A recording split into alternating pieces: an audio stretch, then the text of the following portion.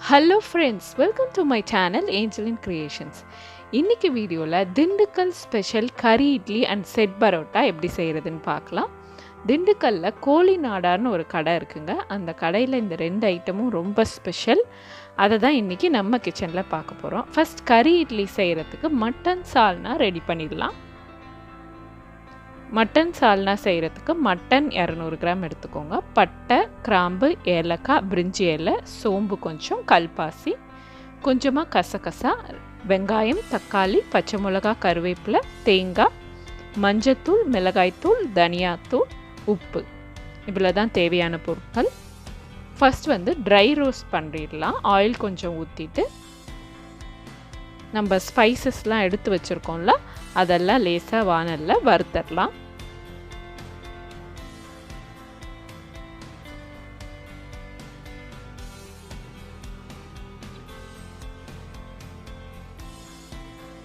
கசகசாவையும் எண்ணெயிலேயே சேர்த்து வறுங்க. கூட தேங்காய் கொஞ்சம்.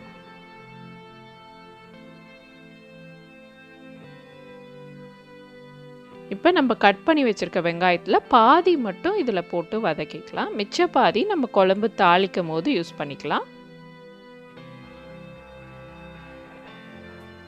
அடுத்து கொஞ்சம் தக்காளியும் அதே மாதிரி பாதி போட்டுக்கலாம்.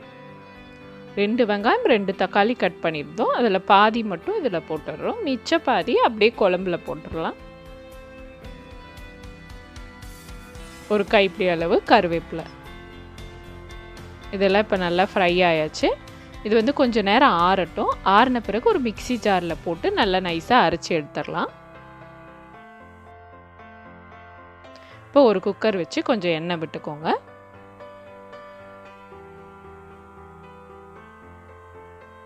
எண்ணெய் சூடானது ஒரு பட்டை, ஒரு கிராம்பு, ஒரு ஏலக்காய் போட்டு தாளிச்சிட்டு கொஞ்சம் கருவேப்பிலை போட்டுக்கோங்க. இப்போ நம்ம எடுத்து வச்சிருந்த வெங்காயத்தையும் சேர்த்துடுறோம்.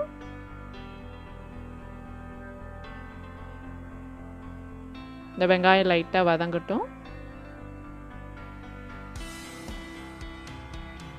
இஞ்சி பூண்டு பேஸ்ட் 1 டேபிள் ஸ்பூன் சேர்த்துக்கோங்க.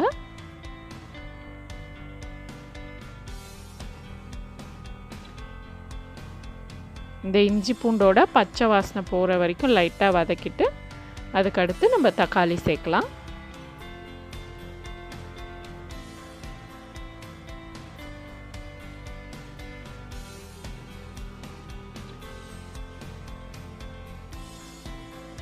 இப்போ நம்ம எடுத்து வச்சுருந்த ஸ்பைஸ் பவுடர்ஸ்லாம் சேர்த்துட்றோம்.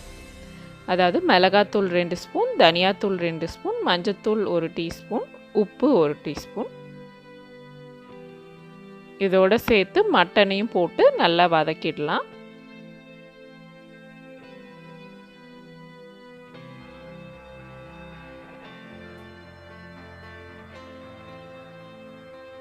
இப்போ கொஞ்சமாக தண்ணி விட்டு இந்த மட்டன் நல்லா அடி பிடிக்காமல் கொஞ்சம் நேரம் அந்த எண்ணெயில் ஃப்ரை பண்ணிக்கலாம். அடுத்து நம்ம அரைச்சி வச்சுருந்த பேஸ்ட்டை ஊற்றிடலாம்.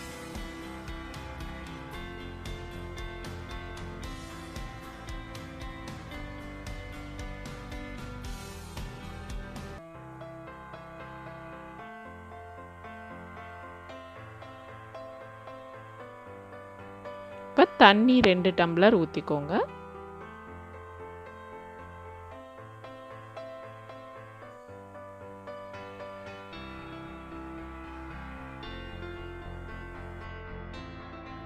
இப்போ சால்ட் செக் பண்ணிவிட்டு ஒரு 1/2 டீஸ்பூன் ஆட் பண்ணுறேன். அதோட கூட சர்க்கரையும் 1 டீஸ்பூன் இப்போ சேர்க்கலாம். இது ஒரு தனி டேஸ்ட் கொடுக்கும். 2 பச்சை மிளகாய் சேர்த்துக்கோங்க.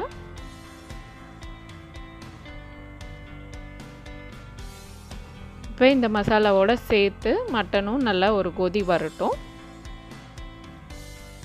இந்த ஸ்டேஜில் நம்ம குக்கர் லிட்டை கவர் பண்ணிவிட்டு விசில் போட்டுடலாம்.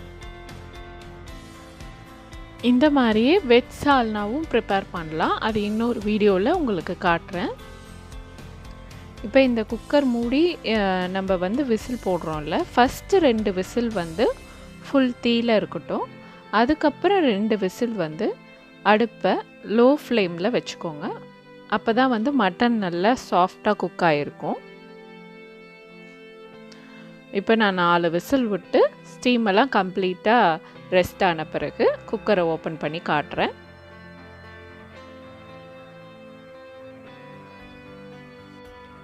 செம்ம வாசனை தூக்குதுங்க.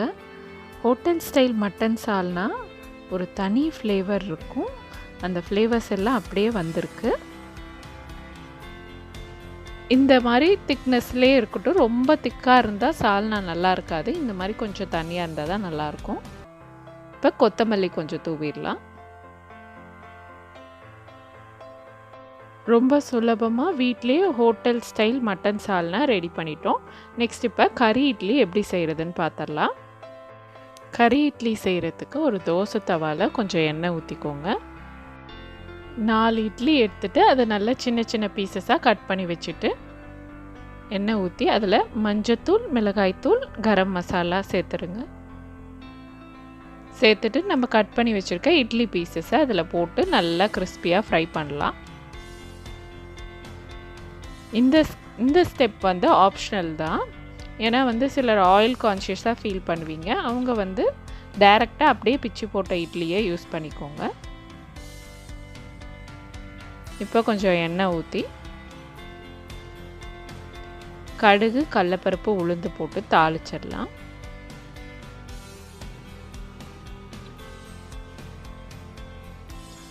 கொஞ்சம் கருவேப்பிலை, காஞ்ச மிளகாய் கிள்ளி போட்டுக்கோங்க. ஒரு வெங்காயம், இதையும் நல்லா ஃப்ரை பண்ணிடலாம்.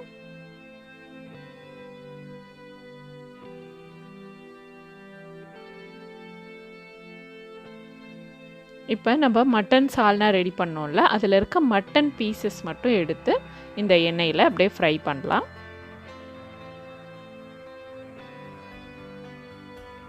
அதோட நம்ம பொரிச்ச இட்லியும் சேர்த்துடலாம். இதில் நம்ம போட்டிருக்க வெங்காயம்லாம் ரொம்ப நேரம் ஃப்ரை பண்ணணும்னு இல்லை, உடனே அப்படியே போட்டுடலாம். அப்போ தான் நல்லா க்ரன்ச்சியாக இருக்கும். இட்லி போட்ட பிறகு கூட ரொம்ப நேரம் வதங்க வேண்டாம். அப்போ தான் வந்து நல்ல முறுமுறுப்பாக இருக்கும். அதோட கூட மேலே இந்த மட்டன் சால்னாவை ஊற்றிடலாம். இந்த மட்டன் சால்னாவோட இந்த கறி அதுக்கப்புறம் இட்லியும் சேர்ந்து இது வந்து ஒரு டிஃப்ரெண்ட் டேஸ்ட்டில் இருக்கும். கொஞ்சம் கிறிஸ்பியான இட்லி, சால்னா எல்லாம் சேர்ந்து ரொம்பவே அட்டகாசமாக இருக்கும். இப்போ வந்து கொத்தமல்லி கொஞ்சம் தூவிட்டேன். இதை வந்து ஒரு பிளேட்டுக்கு ட்ரான்ஸ்ஃபர் பண்ணிவிட்டு சாப்பிட்லாம். நல்லா சூடாக சர்வ் பண்ணுங்கள்.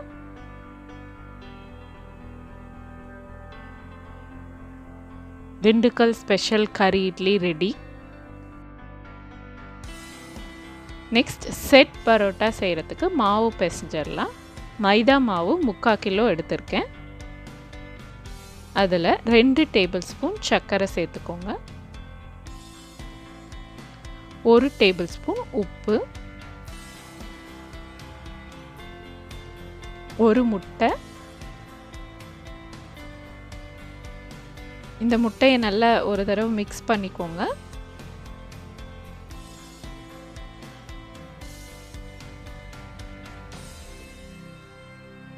இப்போ 1/4 கப் பால் எடுத்து வச்சுருக்கேன். அதையும் இதில் சேர்த்துடலாம்.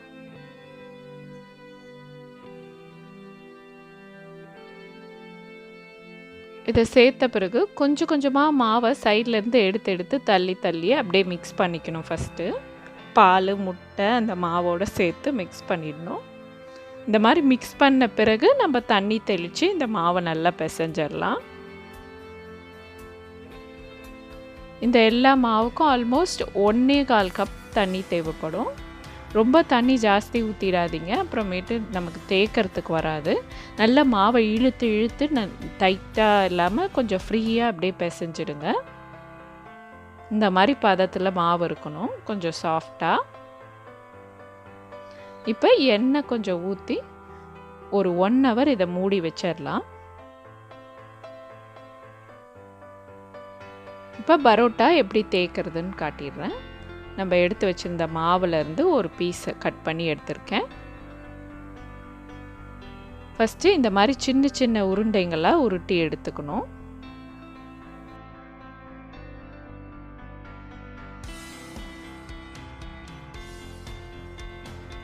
நம்ம ஒவ்வொரு உருண்டையும் இதே மாதிரி உருட்டி எடுத்து வைக்கணும். நல்லா உள்பக்கமாக இந்த மாதிரி பால் மாதிரி அப்படியே உருட்டி எடுத்து வைக்கணும் ஈவன் சைஸில்.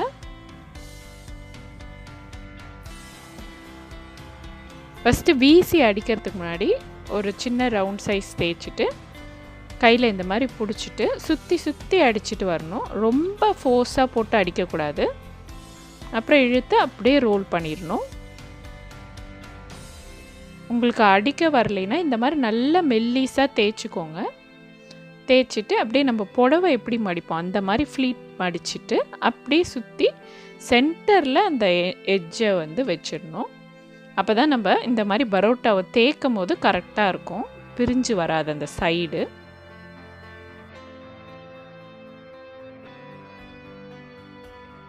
இப்போ ஒரு தோசை தவா ஆன் பண்ணி அது நல்லா சூடான பிறகு நம்ம தேய்ச்சி வச்சுருந்தா பரோட்டாவை அதில் போட்டு எடுக்கலாம். 2 பக்கமும் திருப்பி திருப்பி போட்டு நல்லா ரோஸ்ட் பண்ணிக்கலாம்.